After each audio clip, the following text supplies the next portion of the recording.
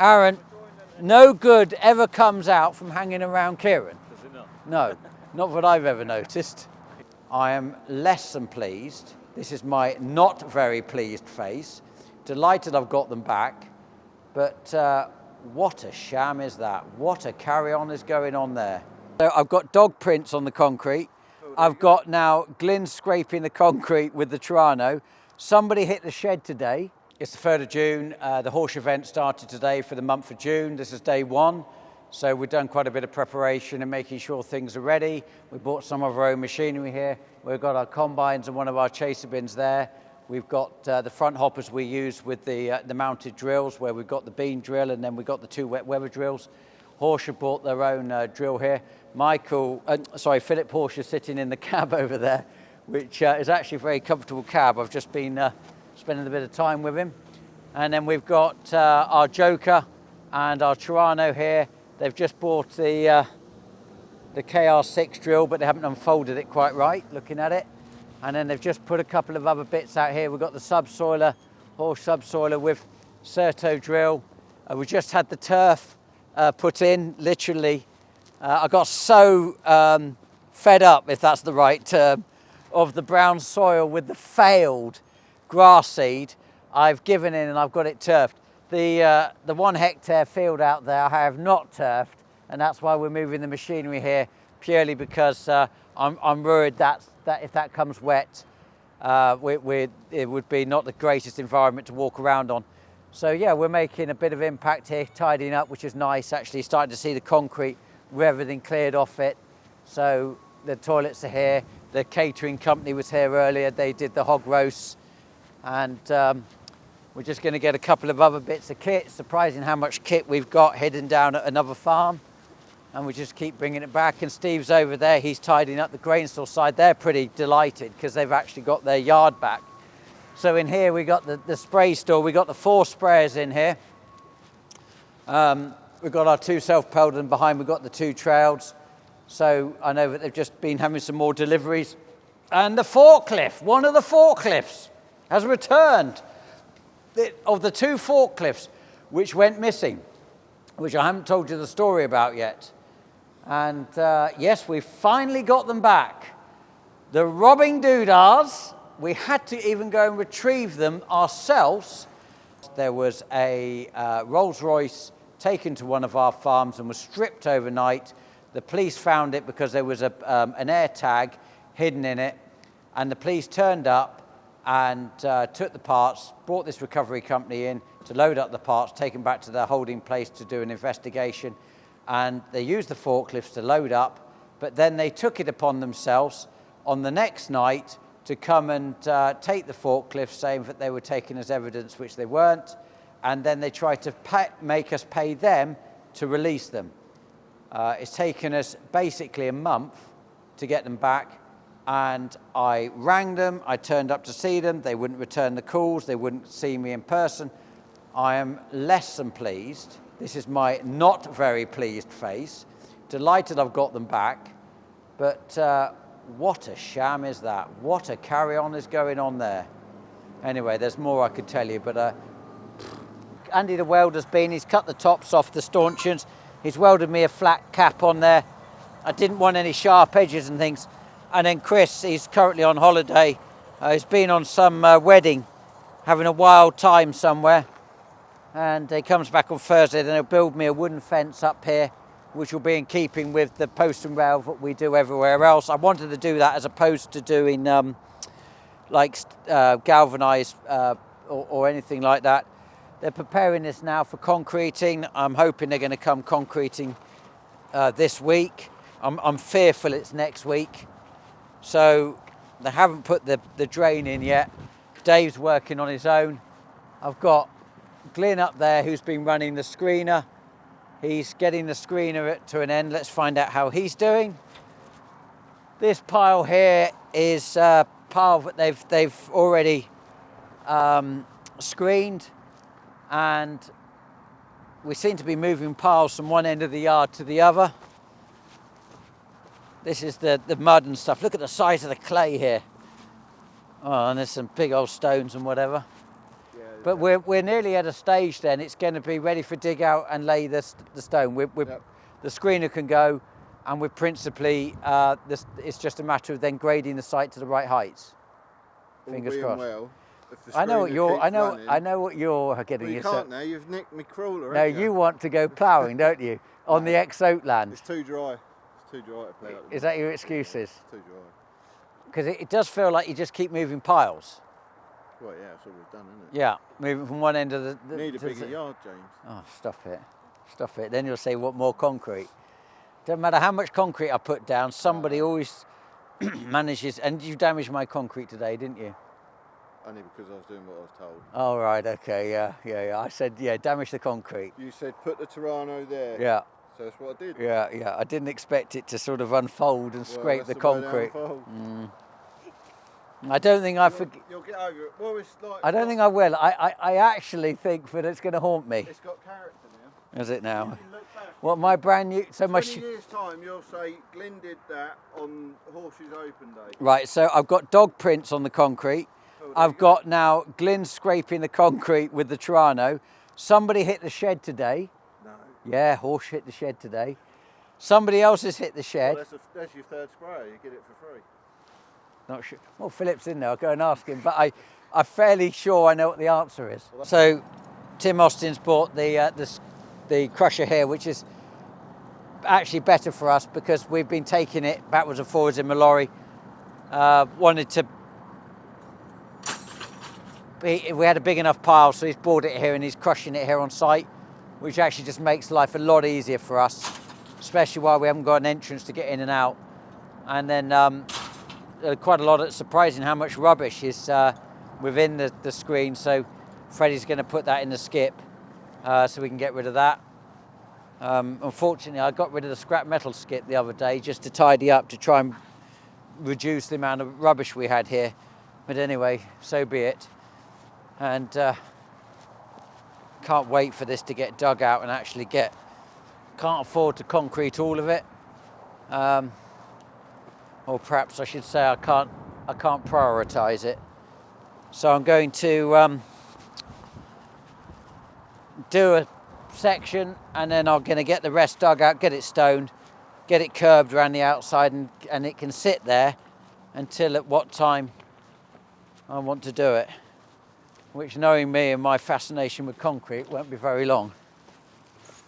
But, I'd almost rather have one less holiday and more concrete, I think. Even Tom made Tom laugh.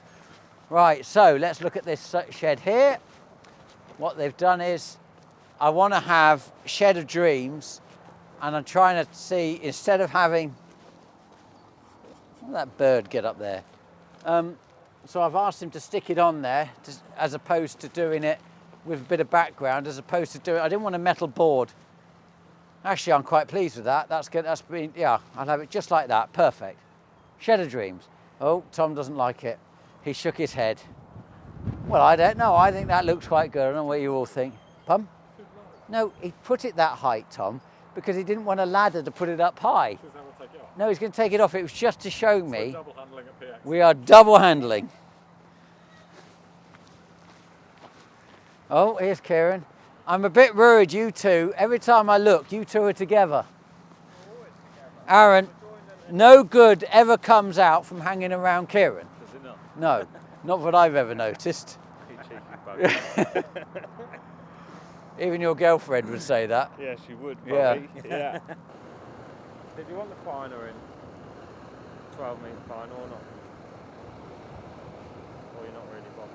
Because you've got one up there. No, the 12 metres up there, you're talking about the 6.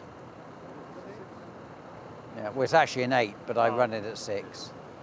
No, you can bring it up, it can go there. Yeah. Can do. And then It's that's not, it then? it's not very sexy. Not really. Like the owner. Do you own it? No, you. Yeah. What are you trying to say? You're not sexy. Do you know I've got to go on the bank to approve the wages today? Oh, you have, haven't you? I haven't done it yet. Oh, it might be. I Would thought you it like might have been done. Would you like to reconsider that rude comment? Huh? I've got to get my peg in. Because you know I have to individually tick each box. Each one, yeah. I'm going to get to KR. It's say, skip! Yeah. P60 tomorrow. Where can we put the header trolleys, James? To get them out of the way, Yeah. I'd put them up in that oat field. Go through the gateway, turn left. Just stick them there. Just put them there for the minute. Alright, put them in the oat field, yeah? But the only thing is, we need to be really careful about getting them up there so that it don't catch the drawbar, like Michael did and bend it. Yeah. We don't want that again. That was expensive. I forget how much it was. I should know because I paid for it. Did you? Yeah. Yeah. He was lucky. I didn't actually bring it up again. No. I ought to get Michael written on the side of it.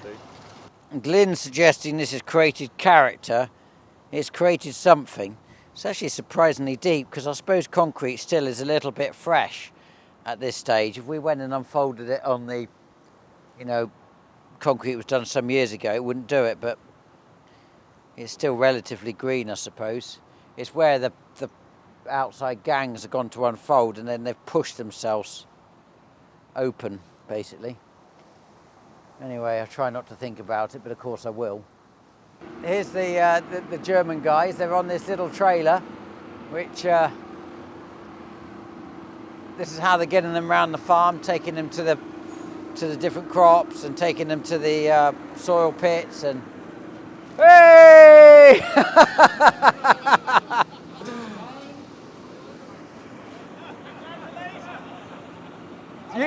you look cozy.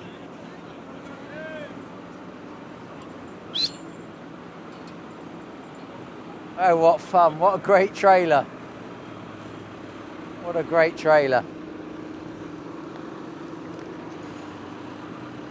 I've now got to give them a tour around the farm. We're going to go around the buildings, look at the grain store and the grain hospital and that side. And then this is a hell of a bit of kit. This is on one of our tractors. 36 metre. They make a 48 metre version, but basically it's a granulated boom applicator. Unfortunately, one of the guys this morning, we're moving it in the shed, caught the shed. So the shed's had its, I suppose, second or third injury now. This is its real first time of being used. Philip's still sat in his cab, doing his emails. Tom wants us to keep the cab so we could do podcasts in it. Get visitors to come and sit in the cab and we do a podcast. Actually a really good idea. Could be quite a bit of fun. As Philip says, you don't need that cab, you've got lots of cabs. Can you say that again? That was Tom's idea, it was a really good idea. Just say that again in one bit. No, I said it once, it was painful. It was definitely painful. So here we are, we're with Phillip Horsch. He's bought his mobile office. Yeah, it's my mobile office. So he's sitting in a new sprayer cab. Is this, Philip, is this your cab or is this one of the classes cabs? No, this is the newest class cab.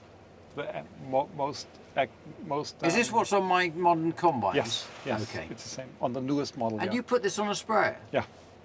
So the 48 metre sprayers which are coming. Yeah. This cab are going to have this cab. Yes. It's actually a much bigger cab. Yeah, it's bigger. It's a really nice cab. There's nearly as much room in this, as sitting next to me in the Range Rover. Yeah. No, Class is doing... This is a comfy spare seat. Yeah, it is. Class is doing good cabs. Yeah. Yeah, it's nice. Interestingly, we are today the largest. Well, Class, Class sells some of their key components to OEMs. That was always the strategy. And we are today by far number one of their cab customers. Because of the amount of sprayers you're making. Yeah. How many sprayers do you make in a year? We are, I always forget this number. I think this year we're going to be at 750. Of everything, or just a self-propelled? Only self-propelled. Crumbs. Yeah. And what about trails and things like that? That again? Another 1,500, 2,000. Oh, double? Yeah. Oh, so trails are actually by far the most purchased sprayer. Yeah. Then the self-propelled. Yeah. I mean, we have both. We've got the trails and the self-propelled, but actually... And it works having both. I mean, I would have to check. For precise numbers on the trailed ones, but I think it is more than on the trailed ones. It is more than the self-propelled. Yeah, it is more. I'm not 100% sure how much more, but I mean, we are today number one in spraying in Europe. Are you really? Yes. Yes. From almost a standing start. From a standing start, 2011. 12 years ago? Yeah, 2011. Yeah. Wow. Yeah. That's impressive. Have you had any recent changes then to which can affect your business in manufacturing, which are coming through or have already been implemented? Dramatic. Which are, really? Dramatic. But nothing To the worst. good. To the worst. No, Yeah. nothing good. Nothing good. We have been regulations were imposed over us over the last, I would say, 3 to 5 years maximum, maybe more 3, in a scale like you would not believe. My goodness. I would even say 5 years ago there was not much of any regulations where we really had to pay lots of attention to. Yeah. In terms of manufacturing, bringing stuff to markets, etc., etc., etc. And today there is a long list of regulations which are such a nightmare for us. For no real advantage. Well, there's always people who think a regulation has to be Yes. because, and it's usually people. Can you give me an example? I can give you an example. Yes. For example, we have to. The worst regulation at the moment, where everybody's really pissed off, is a EU regulation where we have to document every single part number, Yes. where it comes from, and whether it complies to rules which the EU, which are defined in this regulation. For example, the question is there child labor involved in producing the rubber for this? Right. Is there some nature harming involved in that? Is there a tree being cut down that shouldn't be cut down somewhere in Indonesia because of this knob, etc., etc., etc., etc., etc. And the difficulty with these kind of regulations is that they ask for huge amounts of documentation and paperwork, not only in my organization, but at my supplier, at his supplier, at his supplier. And who is looking at it? I think nobody looks at it. Okay. It's a paper tiger. Yeah. Okay. It's forget it, and it's just because. And what are they trying to do? What is their main motivation in doing this? The main motivation is left green thinking and attitude. So basically, what really pisses me off is that I'm feeling today like somebody who is mistrusted in general. Oh, I see. Like you as a farmer. Yeah, Farmers yeah. also feel like that, mistrusted in any respect from public, from politicians, etc., etc. And because we are not trusted, we are loaded with regulations from people that don't trust us. But we want to do things. We want to get things to help to turn things to the better, and we need trust. What would you rather they did? Go and focus their energies on the people they know are doing things wrong, which might be in Indonesia as an example, for example, and instead of saddling, it's like money laundering, isn't it? They make you go through these terrible hurdles of money laundering on 99.9% of the population who are never going to do any money laundering, don't even know how to do money laundering, rather than tackling the 0.1%. That's the point. But it is the money launderer. That's exactly the point.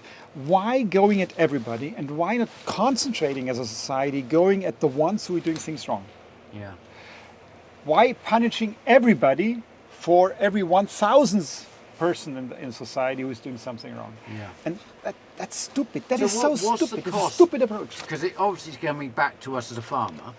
What is the cost for this type of regulation is now adding on? I have no idea. Is there a percentage? I have no idea. But there is an impact. But there is an impact. I am hiring people for all these different. How many people would be hired just to do this type of work? I would think today, for all the different types of regulations that do not add any value, I would think in our organization it's probably by now somewhere between 10 and 20 full-time equivalents. But that's not even the worst. The worst is something else yet. Since I personally also have to get involved more and more in these kind of things, it takes my attention off something else. So you're having your board meetings, it's now an agenda point, and you're having to waste time on it. And you're not focusing on Yeah. growth and, Yeah. and new product launches and A good example. We have to do now a so-called energy audit in the company. okay. So there. Sorry, do you interrupt? Is this all because you are now a much bigger company? Have you gone into a Also. So if you were a startup business in Germany, for example, would you still have to do all this? Or Not all is of it it, based on but parts of employees it. or turnover? Yeah, on turnover. Turnover, Well, okay. it gets more and more the larger you get. Okay. Anyways, we have to do an energy audit for the entire company. I have hired one person to do that.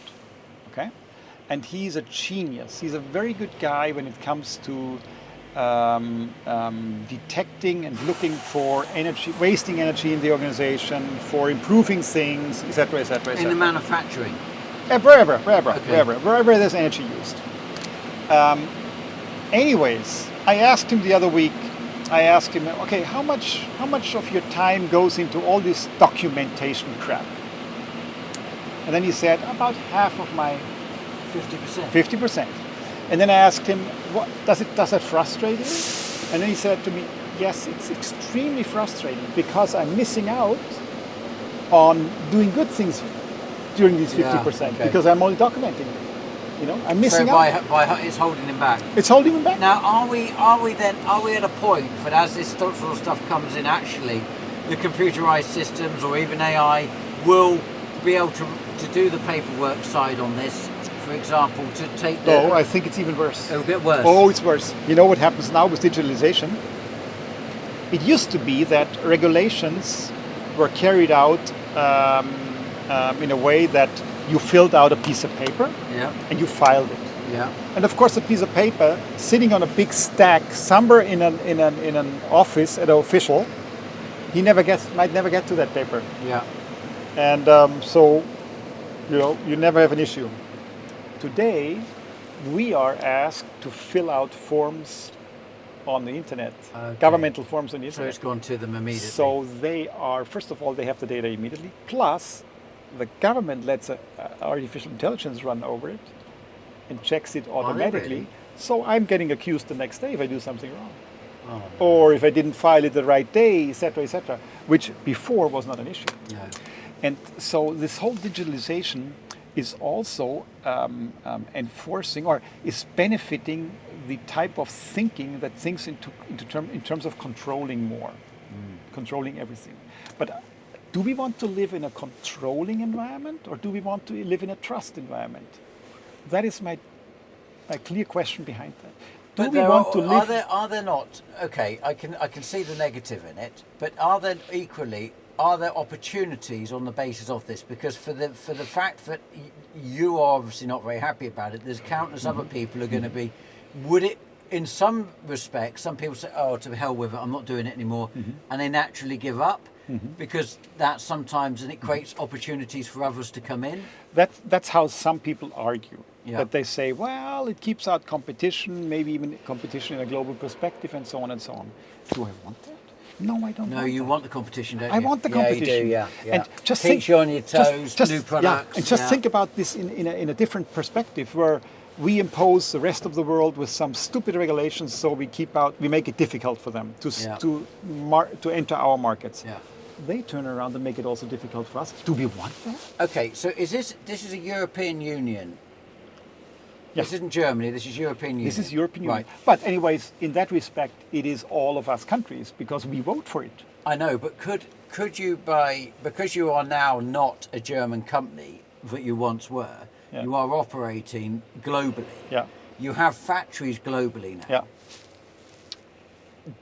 Do you think then that you might develop your products and your change of thinking elsewhere in the world where you're not saddled with red tape? And you are. Yes. I'm assuming, I'm working on the assumption somewhere like Brazil isn't going through this, or am I sort of naive in this? Yes, of course, but still I can't bring it back in here because then I have to comply with regulations. An example: there was an article in the newspaper the other week, just very recently, where a manufacturer who was buying, the raw material he's using for whatever he manufactures. I think it was a furniture manufacturer in Bavaria. He bought the majority of his wood from Canada. Okay. Ever since. So his biggest supplier is a Canadian company. Now that was big in the media because it created a little bit of turmoil almost. So he basically told his Canadian supplier to comply these new German laws, EU laws. Mm-hmm. And they said no, I'm assuming. And then the Canadian supplier turned around and said, you know what? I don't need it. Thank you very much. I have other customers. Yeah. Get your material somewhere else. Yeah. It's a disaster. Yeah. It's a disaster. If it comes from a perspective, what kind of system do I want to work and live in? Do I want to work and live in a system that is based on mistrust, on regulations, on rules, ruling down everything? Or do I want to be working on a system that is based on values, on good values, where we actually encourage good values, where we are based on trust? But is this because you're a family? And because you think like that? Maybe. And you're not a corporation? Maybe. Now, could be. You obviously, you brought your daughter here today. Yeah. And so she's here. And I'm assuming she's gone off with, we've got, 50 Germans here, haven't we? We've come from Stuttgart area, is that right? Yeah. Yeah, southern Germany. Yeah. And would she have the same attitude to you on this subject, or would she think differently? Is this an age thing? Is this a generational change where she doesn't know any difference, so she's actually not so upset about it? I'm sure there's certain things where the young generation says, no, it's good that we check on this. Interesting. Like for example, it might be the topic of child labor. Is there child labor involved in this rubber production that comes from a rubber tree from somewhere? Where quite a few of the younger generation would say, no, we don't want to work. They don't like we don't like child, which I also don't like if there's child labor. But they might feel more strongly about it. Yeah. But we have to differentiate. Child labor in a perspective where a child, because it is forced to work, cannot go to school is bad. No doubt about it. Yes, agreed. But child labor as such, in a way where a they child still have an education, helps the family in the afternoon and to get something done. And gets earn some money, helps the family. We all are very involved in the child labor ourselves. Yeah, because we've all got children. We want them involved in the business. And not only that, we ourselves were working as childs. Yeah. Well, I mean, my whole farming career started exactly as running with messages. And if you looked at the European laws and how child labor is described, that would all fall under child labor. Well, in theory, no child is allowed on a farm below 13 years of age. Yeah. And it was something that I learned, I don't know, 9 months ago, and I was shocked that even I couldn't have children come on the combine with me when I was combine. And I naively thought it meant they couldn't allow to drive, which I knew. Yeah. But I didn't realise not even allowed they would sit on this dummy seat. And I could still, to this day, I can't get my head around it. Because they're in the seat, the seatbelt on.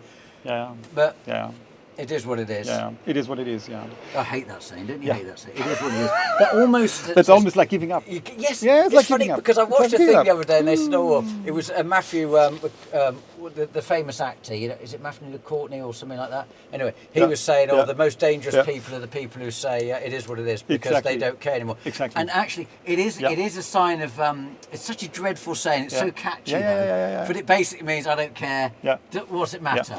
Yeah, it is what it is. If there's ever a saying I won't want to ever say again, it's that. Yeah, that's right. We shouldn't say that. I've accepted to fail. It's right. We shouldn't say that. Yeah. I agree.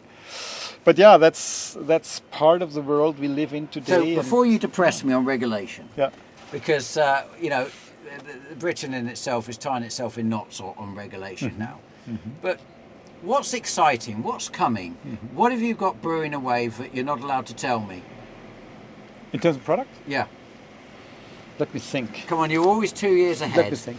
If not a bit more. So what? No, cycles are shorter in our company. Are they? A couple of months. That quick? We are quick. Very seasonal. Yeah, very, very quick. Yeah. Very quick. And that is because of your structure of the 5 of you in the family who are jumping about. And we're not all family, are quick you? Decision making. Quick decision making. And that's part of your success, though, isn't it? Absolutely, that is our success. And it is literally that you guys can have a conversation on WhatsApp or a quick video call or something. Done. Decision. Let's do it. Decision made. Yeah. I mean, that is very powerful, Philip. And like for example, a classic situation would be. I mean, we have our you could call it almost a board meeting every Monday morning where we meet as a management and we are all shareholders are in the company. So it's a shareholders meeting every Monday. Strange that you pick a Monday. Oh, Monday morning is a good start. Is it? Yeah. And what have you thought about it over the weekend and done your campaigning to each other? Yeah, and then you make the decision. Right, that's right. But well, anyways, we sit together Monday morning, and as classic could be in our scenario that one of us would bring up the question of, well, do we need more capacity here and there because that's coming and the dynamics are like this? Shouldn't we increase our capacity in that factory? Shouldn't we build? And then it could take 2 minutes and then, we all agree, let's do that. And then what happens if one doesn't agree?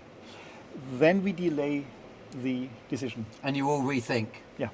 We would never decide. So there's enough respect for each other? We always decide only if we agree, all of us. Okay, interesting. And there's a level of trust towards each other that even if I don't get it 100%, but I have trust. You all have thought it through. Let's run with it. Let's go for it. Yeah. And but you're still like the rest of us. You make mistakes, aren't you? Never. No. Have you ever made a mistake? Oh, daily. Unfortunately, I seem to make them daily. You know what? I always tell my employees when it's about mistake, don't worry, because if I had to kick out somebody for making mistakes, I wouldn't be here for decades. Yeah. Because I have made the largest mistakes, the most costly mistakes of all. But you're learning from them. Of course. Yeah. Not always. Yeah. No. Not always. And how do you, just out of interest, how are you going to pass those mistakes on to the generation below? Let them do their own mistakes. Okay. Let them do their own mistakes. So you're just going to let them go for it? Yeah. Because they don't want to listen. Because a lot of my career, I get told by people older than me, we tried that in the 70s, and it didn't work. And it's a really common... Stupid comment. It's a really common saying. Stupid comment. Yeah, it's common, it's common.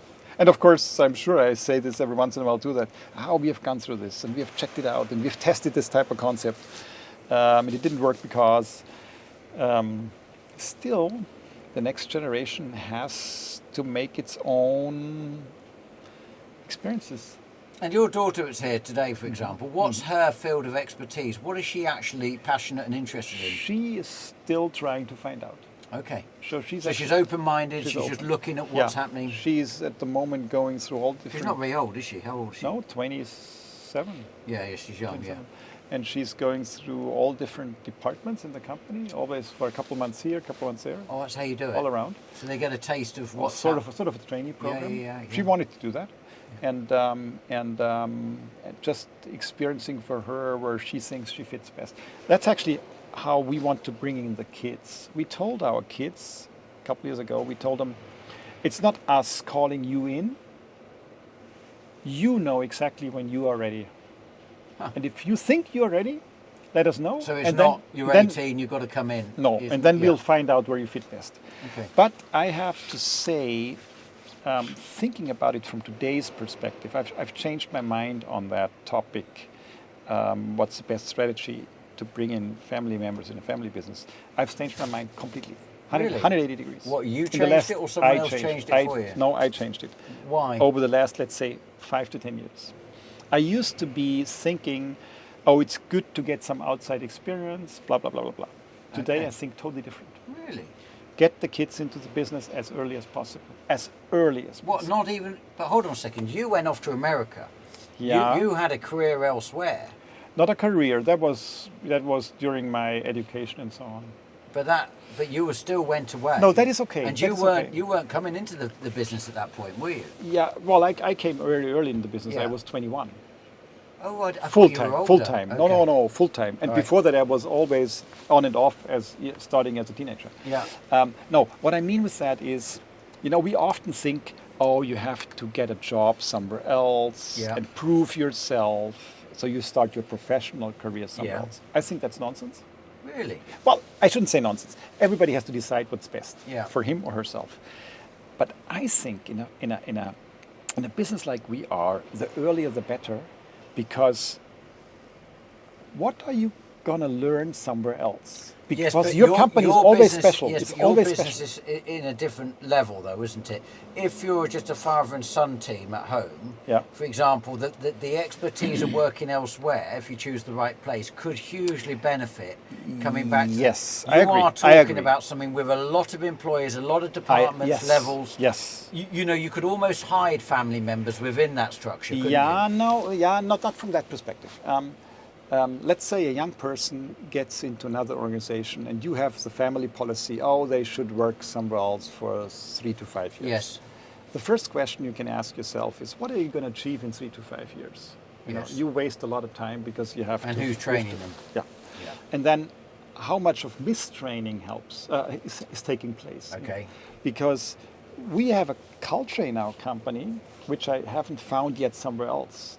And the Okay. worst thing that could happen to us is if one of You our next spoil it. generation is actually misled somewhere else and comes back home and you kind of think, holy cow, what happened with this person? Who manipulated that person in the wrong direction? But I'm assuming you don't have a policy for when you go home you don't talk about business. It's not one. No, you're immersed in it. The family's immersed. Yeah. Okay. Yeah. Because there are families for when they walk through the door. I know. That's it. Yeah, and then they wonder why the kids never show up in the company. Yeah. Or the kids grow up and What? think, I do not don't want to like do it. what Yeah. Dad does because he's never at home, blah blah blah. He's always Or they live in a badly. bad mood. They live like church mice. Yeah, They don't Yeah, think yeah. it's fun. They think that Exactly. there's no time for anything exactly, else. exactly. That is a tough play, isn't it? Of trying to attract children Yeah. into something that you are dedicated in. Yeah, but in the end, no, I think it's not even tough because if you are authentic, Okay. that's it. You think it's okay? Yeah. Yeah. Just stay authentic. Well, if You must feel very proud, though. why? Children wanting to come in the business. You know, when I said earlier, when I gave a talk to the guys there, I said, you know, when my oldest daughter suddenly decided that she wanted to come into farming, how it felt so very different to me. It almost gave me purpose. You're right. There is something to that. Absolutely, absolutely. But that is something, you know. I mean, kids go through cycles. Yes. Let them go through cycles. Yeah. They come back by themselves. Yeah. Yeah. Every once in a while, more or less. Yeah. And no, I believe in succession. Well, you're a product of succession as well, aren't you? Yes and no. Of course, the machinery business, we are first generation. Yes. But of course, from a farming The perspective, basis of farming, yes, yeah. absolutely, Yeah. absolutely. Then it's a multi-generational thing. Yeah. Yeah. I mean, it's quite extraordinary. You're over 2 billion a year turnover Yeah. on first generation machinery business. Yeah, 1 billion. I thought it was 2 now. No, 1.1. Well, if I ask Michael, he'll round it yeah, up to 2. every once in a while he's exaggerating. Never believe numbers when my brother talks about numbers. Oh, I can't wait to put his leg on that. Interesting. My greatest joy feelings always come up when people around me are happy. Okay. So when I meet a happy customer, Yeah. when I work with a happy employee Okay. who has I mean, if today some of our employees achieve something, Yeah. let's say an employee has designed a wonderful technical solution for something, and this person is so happy about it himself or herself, that makes me even more happy than them. Oh, that's nice. And then I think, great, this made my day today. Yeah. There's a happy person, and the person has achieved something great, and that is to me the greatest joy. You have to call you the godfather. And I'm also a pretty competitive person. Are you? Yeah. Really? Yeah. Well, even within the family? Or less so? I guess if you'd ask some, yeah, They'd would say say, yes. they would say, but not so much. I would say in that respect, I'm competitive when it comes to. Well, let's say this way: life is competition. Entrepreneurial life is competition to Yeah. begin with. And I actually believe in competition. But that's why you want the competition, because it drives you. I want you, because it's a big driver. You for me. almost It's a big want them driver. to bring out something better. Yes. So that it just Yes. fires you up. And then it's Yeah. like, I have to get back together. Competition is very good for all of us. And And if you don't have competition, what do you do as a person? Do you sort of relax? What happens? there always has been competition. So I don't even know. you've never known any No, different? no, I've never known okay. any different. And competition drives me, and I see competition actually as a sports game, Okay. not as not as a war. It's not a war to me. No, no, Definitely no, not. No, It's sport. Yeah, So yeah. sport means I can actually I actually can even have joy and respect for my competitor doing Yeah, yeah. something incredibly great. Yeah. So if some of my competitors have come up with some huge, great ideas in certain things, and it is actually a joy for me to see them. Yeah, Think, because it takes the whole industry forward. and I think, holy cow, that is great what they have done. Yeah, yeah. And then it really drives me to say, okay, let's work also now. Yeah, Let's yeah. get our act together. It's great what they have achieved, and I acknowledge that, and let's just keep on Well, moving. your sprayers, for example. I mean, I know I've got your sprayers, but I never think about you as a spraying business. That's right. In my mind, That's right. if someone said, what does Horsch do? I'd immediately say cultivators and drills. Yeah, It would yeah. be my go-to Yeah. answer. Yeah, that's Which in that's reality, right. from what That's you're right. saying, 1,500 trailed Yeah. units and Yeah. 750, I'm assuming now that sprayer business is getting to the stage that must be Yeah. top of the box. Yes. But Yes. in my mind, Yes. I look at a drill. You're or- right. You're right. I that, think that it's, is our genetics, our heritage. Yeah. No, our heritage is better word. but our planting a heritage, seed yeah, as a human being Yeah. is the beginning. seeding, exactly. Seeding. It feels like the beginning of the Yes, new hope. absolutely. And that's how we see ourselves. Spraying just gets you to harvest. Yeah. Like if somebody tells me you're a tillage company, I don't even like to hear that. No. That's a little bit of insult almost. Yeah. We are a seeding company Yeah. and not a tillage company. Yeah. And But there would have been a time that you would have been a tillage company. no.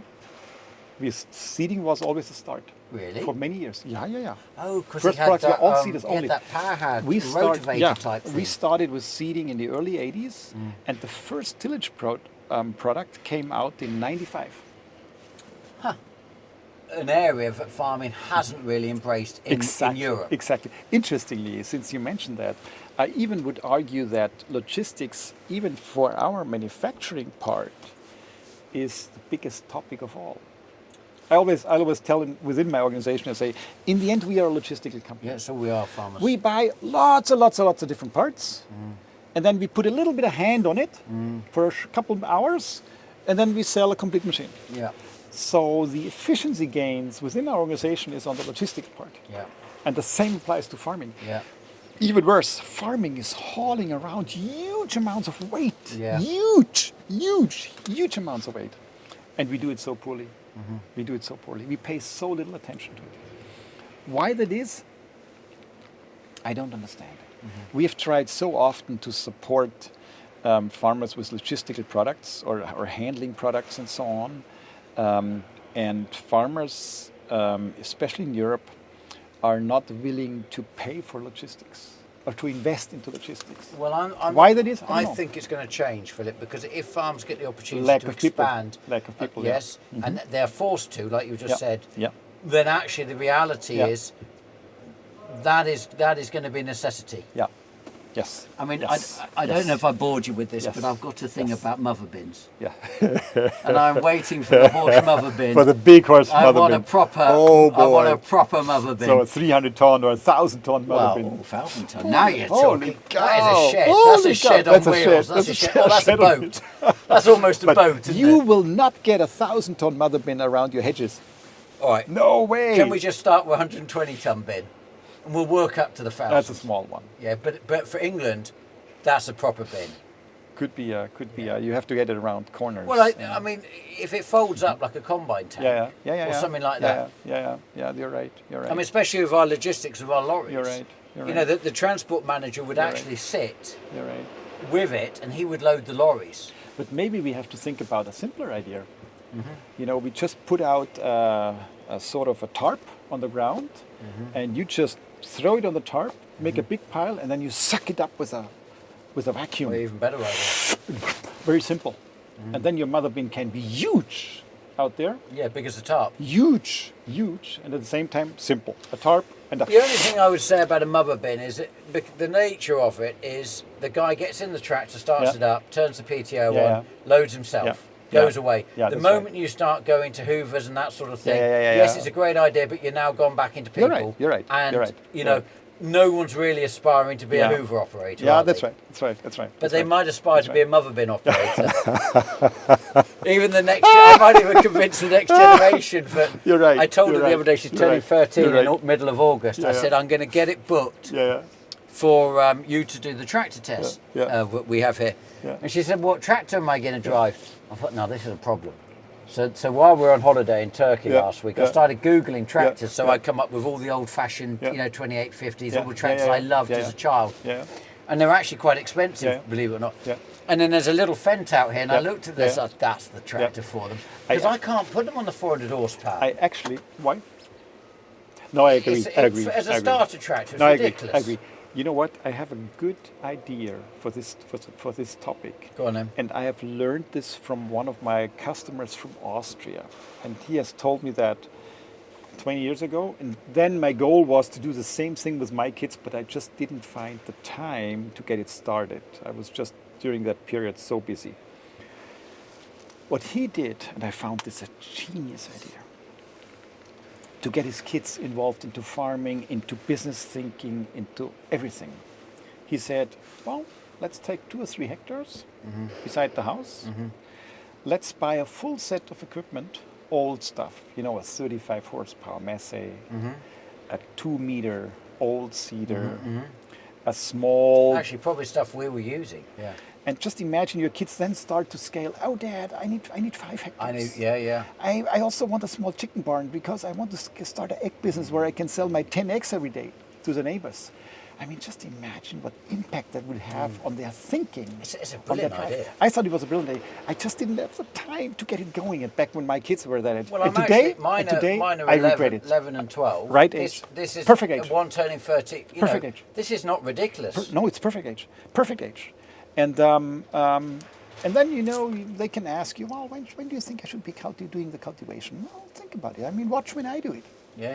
Okay, I need some seed. Okay. Okay, I need a sprayer, a small sprayer. What should I spray and fertilize? And then I like it. Just the combining. Then you take your combines and run it over these 2 No, I'm going to give them a scythe. They can have a scythe. Head thrashing. Oh, good. And then... That's got a lot of mileage in it. Yeah, and then they sell it. You buy it off them, the grain they harvest. And then they have a little money. They made money. They made money. Yeah. And then that sparks the interest and so on. Exactly. And I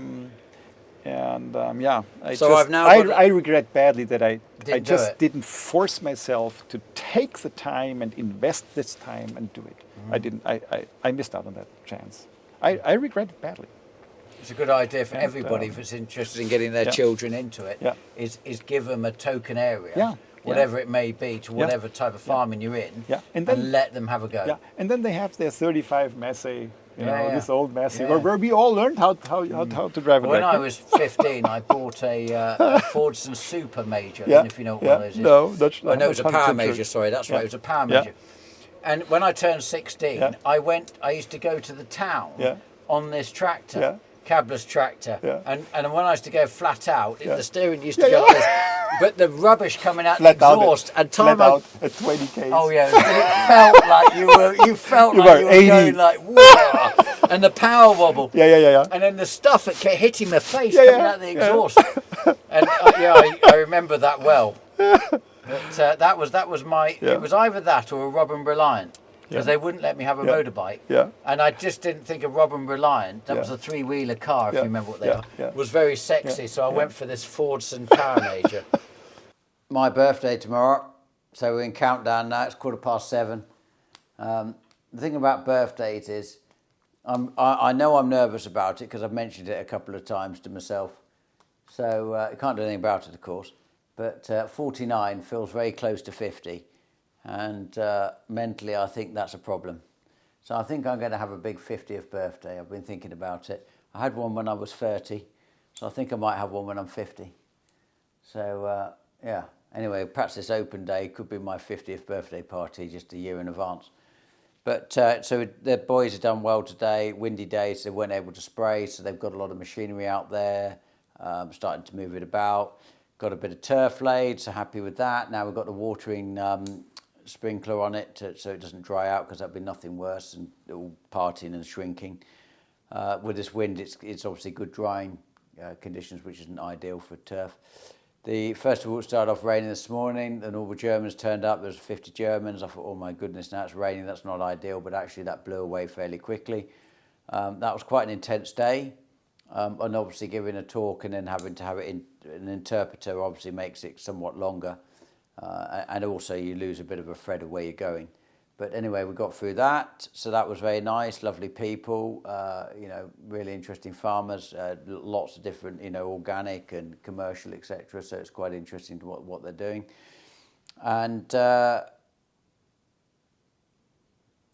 feel pretty tired, I must tell you. It's funny how it can knock the wind out of your sails, but yeah, I feel quite winded. But anyway, I shall go and square up and go and have something to eat today. Unfortunately, the food, when I finally finished talking and got there, had run out, so I haven't actually managed to have anything to eat today. But anyway, that aside, look forward to seeing you in a few days' time, and we'll have a look at the working demonstrations in the fields and see what that's like and what new machinery HORSCH have got here, and look forward to doing that for you. All the best. Take care. Bye-bye.